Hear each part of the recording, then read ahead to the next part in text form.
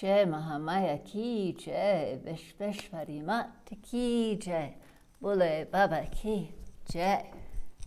Today we're going to begin Book 11 of the Srimad Devi Bhagavatam. Narada said, O Bhavani, O thou, the Eternal One, O Narayana, O Lord of the past and the future, thou art the Creator and the Lord of all beings that lived in the past and that will come into existence in the future.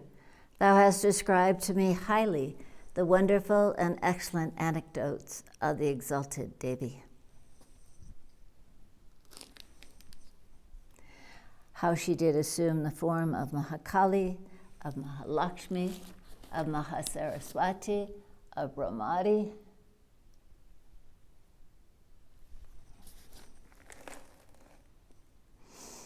all for the fulfillment of the Devasi's purposes, and for the Devas got back their possessions by the grace of the Devi, all you have described to me. O Lord, now I want to hear the rules of sadhakara, the right way of living, the due observance of which by the devotees pleases the world mother. Kindly describe them to me. Narayana said, O knower of truth, now I am telling you those rules of the right way of living, which rightly observed always please Bhagavati, how their welfare is secured, what the Brahmanas ought to do on getting up early in the morning from their bed. From the sunrise to the sunset, the Brahmanas should do all the daily and occasional duties that they are to perform. The works for some particular objects, such as yaga, fire ceremonies, and other good works. It is the self alone and not the father, mother, etc., nor any other body that helps us on our way to that happiness in the next world.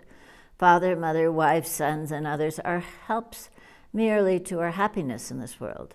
None of them are helpful to us in bettering our states in the next world. Deliverance of oneself depends verily on one's own self. Therefore, one should always earn and store dharma and observe always the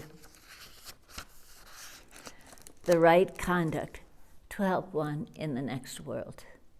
If dharma be on our side, this endless sea of troubles can be safely crossed. The rules of right living as ordained by Manu and the Shrutis and Manu Shritas, the principal dharmas. The Brahmanas should always be observant of their dharma as ordained in the Sastras, Shrutis, and Smritis.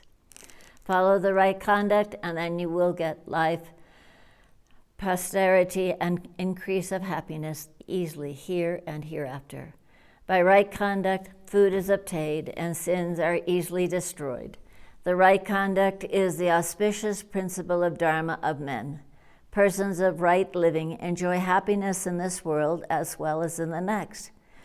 These who are those that are veiled in darkness by ignorance and thus wildly enchanted can barely see their way to mukti, only if they follow the great light revealed to them by dharma and the right conduct. It is by sadhakara that superiority is attained. Men of right conduct always do good deeds. From good deeds, knowledge comes. This is the advice of Manu. Right way of living is the best of all the dharmas and is a great tapasya. The knowledge comes from this right living. Everything is attained thereby.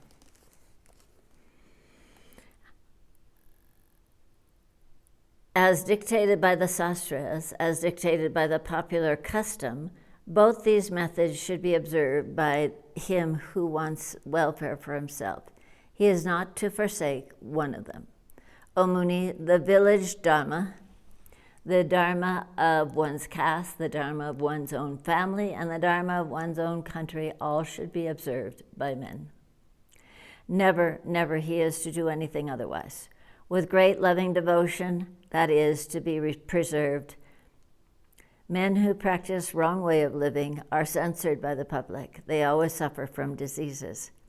Avoid wealth and desires that have no dharma in them. Why?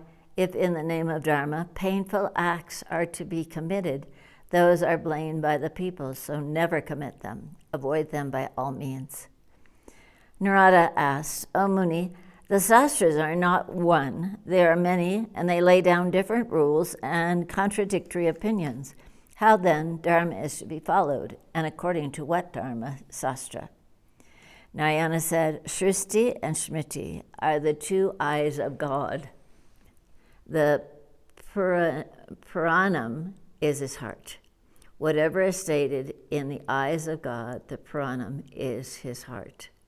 Whatever is stated in the Shruti, the Smriti, and the Puranas is Dharma. And where differences will crop up in the Shrutis themselves, know that Dharma too is of two kinds. And where the differences will crop up in the Smritis themselves, consider them that different things are aimed at. In some Puranas, the Dharma of the Tantras is duly described, but of these, which go against the Vedas, they are not to be accepted by any means. Tantra is accepted as the authoritative proof then and then only when it contradicts not the Vedas. Whatever goes clearly against the Vedas can in no way be accepted as proof. In matters concerning Dharma, the Veda is the sole proof. Therefore, that which is not against the Vedas can be taken as proof, otherwise not. So the Dharma that is by all means to be accepted as such is what is stated in the Vedas. The Smritis, the Puranas, or the Tantra Sastras can be taken also as authoritative when they are not conflicting the Vedas. Any other sastras can be taken as authoritative when they are not conflicting the Vedas, and when it is fundamentally coinciding with the Vedas, else it can never be accepted. Those who do injury to others, even by the blade of a kusa grass and used as a weapon, go to hell with their heads downwards and their feet upwards. Those that follow their own sweet free will, that take up any part of dress, those that follow the philosophical doctrines called Pasupatas, and the other hermits and saints and persons that take up other vows contrary to the religion of the Vedas, they go to hell and their bodies scorched by red-hot brands. So a person should act according to the excellent religious commanded by the Vedas. Every day he should get up from his bed early in the morning and think thus: what good acts have I done? What have I given as charities? Or what I advise others to give to charities? With what greater sins and what smaller sins have I committed? And we're going to stop there because then it goes into a couple of pages of very detailed morning activities, which we will do our best to cover tomorrow. Jai Mahamaya ki jai, Vishveshwari Mata ki jai, Bole Baba ki jai.